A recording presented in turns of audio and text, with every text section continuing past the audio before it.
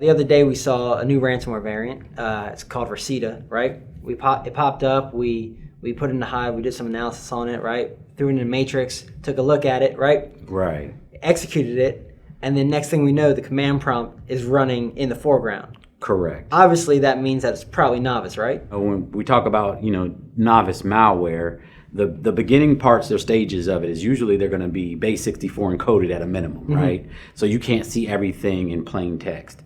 And a lot of what you were seeing scrolling through there is all in plain text, one. And then two, on top of that, we also had the error log reporting. Yeah. So it's telling you exactly locations of all the errors and files, everything that it couldn't access, and things of that nature as well. Yeah, one of the errors I saw pop up was something about like trying to change the wallpaper, and then but I didn't see anything actually change. Correct. It's referencing the different file path or an incorrect file path to be able to actually change it and or give themselves that read-write permissions to that directory in order to change it. I was looking at the command prompt. I was seeing it run in front of me, right? If you're executing malware or executing ransomware, where would that be running? Because obviously you don't want it running in front of you, right? Because then the target knows what you're seeing. So typically they'll run it in the background. It'll run in the background, because if you are a user sitting there at the computer and watching that thing run, then obviously you could do other protective measures to probably recover that particular PC. So, unlike this one though. Yeah, so a better ransomware, it'd be running in the background. You wouldn't even know what's happening. You wouldn't know it until it dropped the note and encrypt. Their notification would be when they flip your background to saying, hey, you've been ransomed, and then they drop the note on the desktop because everything else is encrypted at that point. An interesting note about that is that the ransom note never actually dropped on the desktop. We had to go through all the files to find it, and it was a .pdf rather than normally a text file. Normal text file that you would see. But you took a look at the strings, right? And there was some weird stuff that you saw in there? Correct. There's a whole bunch of just everything is in plain text. All the commands that they're issuing to the box is in plain text. Didn't even bother to base 64 encode any of those strings. So by looking at that, what would that, from someone who does malware analysis, right, and incident response, what would that tell you? What would you be able to find from like a non-encoded strings? Well, you'd be able to uncover a lot. You'd be able to uncover, potentially with a memory capture of that box, you could potentially capture those keys, those encryption keys, to be able to decrypt the same way they encrypted that box. So those are potential recovery methods, unlike this one where it didn't even go in to bother to delete the volume shadow copies. And doing some more research, I was also looking into the type of encryption that they're using.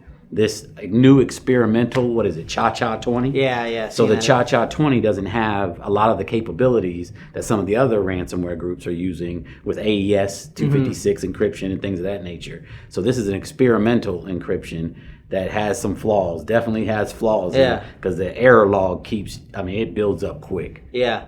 And so if you're a good ransomware group, right, if you're not Novice, if you're not trying to, get into this game late, right? What would your ransomware probably have that this type of, that Rhysida ransomware didn't? What would it show, or what would you see in the logs? Right. First off, your APT or nation state, somebody who's been doing this for a while, been in the game for a while, you'll see it. Most of them are custom packed.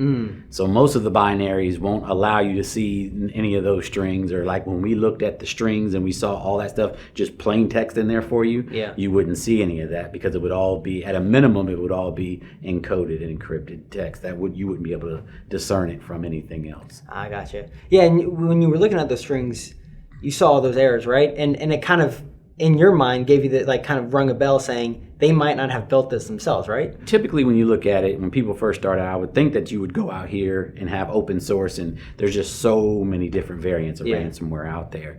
I would have thought you would have picked a better one to use. You know what I'm saying? Yeah. Because there's so much out there. You've got these guys, some of the more prominent actors out there are like Lockbit. Yeah. You got the Black Cat. You have Black Matter. You've got all these guys out here who've been ransoming for years and years. So there's other prominent samples out there that we can compare and contrast and look at the differences and it'll show you like, yeah, you can tell this one definitely has some challenges. Right, like they could have just become the affiliate programs of these ransomware groups. Maybe they didn't want to pay to do the affiliate aspect of it. I would imagine. Yeah. The barrier to entry there is steep, but I can go out there and just pick something to use. But the thing that's interesting is like, even though this is a very bad ransomware, right? It's from our end, we know that it's a poor ransomware. It doesn't do its great job. They've hit 12 targets already, so something's functioning in it. And I guess from the kind of target perspective, you may not know. You click on something and it runs. If you don't know computers, you may not know that you're doing something bad, right? So a bad ransomware, badly written ransomware could still be very effective. Absolutely. Yeah. So what you got to look at is that, so the initial entry to phishing and Cobalt Strike and all, how they're getting on target, once they're on target and in your network, they could have used anything to ransom your network at that point. So it's going to be very effective when it gets to that stage. So although it may be novice in the areas of what we're seeing from other APTs when it comes to the ransomware portion, which is usually the end game, right? Initially, you have to get initial access. You're going to have to be able to do your discovery. You're going to have to be able to maneuver throughout the environment to be able to ransom all these computers. So that's where apparently they're spending the money, is to get on target, right? Yeah. You spend the money, or you have the expertise to get you on target and to get in there to wreak havoc. But at the end of the day, dropping a piece of malware once you're already in, that's your end game, is to ransom it to get money to have that back. So they're spending their money in other places. Looks like it might be working for them, but we're tracking that group to see, maybe will they become more sophisticated, right? Will they learn from their mistakes? Get better over time. Yeah, and so that's one of the things that we're tracking, right? And we've developed records in Hive that talk about that, but maybe they'll drop another sample later on, or someone will share another sample so that we could see, like, have they upgraded, have they learned? Right.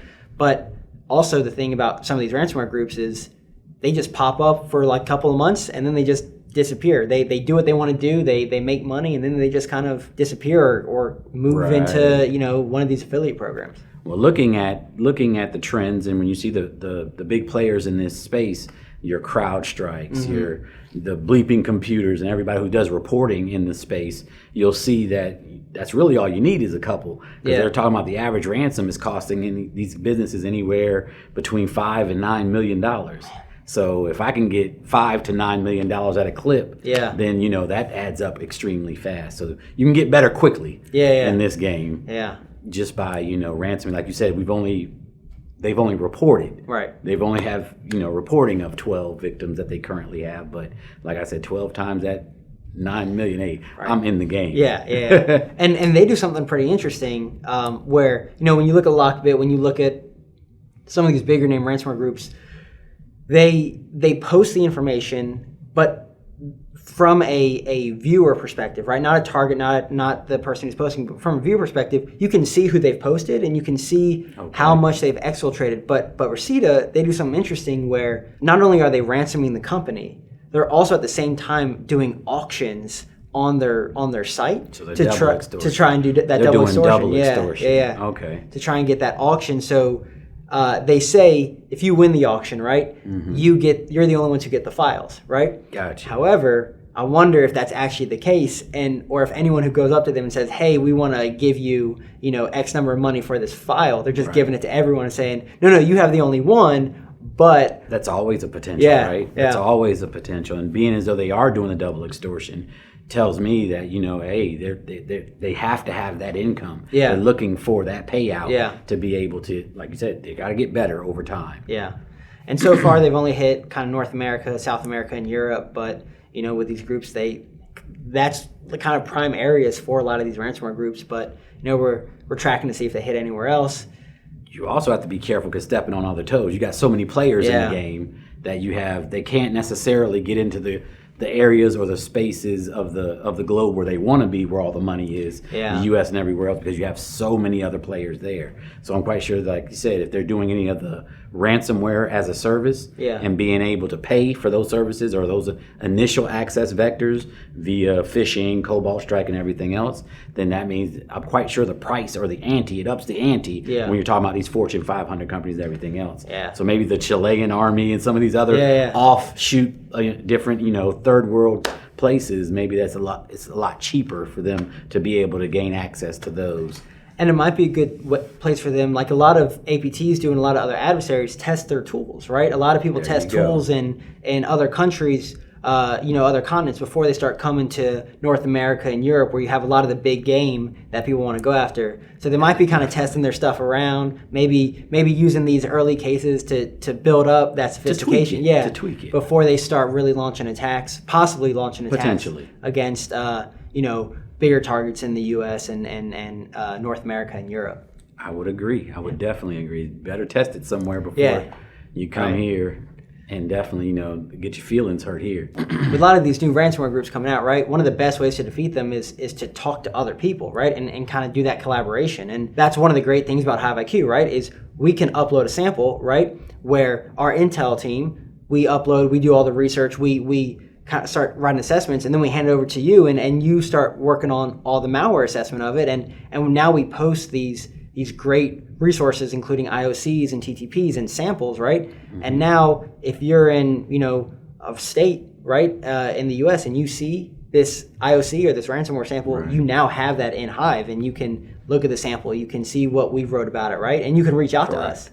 So yes, the collaboration for the platform is definitely where we're going to win as a nation. Yeah. Because there's no way one individual entity is going to be able to thwart all APT actors that are targeting the U.S. Through collaboration, not only do you get the ability to be able to share information amongst people quickly across the nation with our different partners, as well as the IOC development also helps individuals abroad as well through our malware information sharing platform, our MISP instance as well. So we're not just helping individuals locally or who have access to it, but we can share that information as well. So I believe that that's going to be a combat multiplier for the group as well as a whole, for everybody, is to share. That's the only way we're going to get ahead.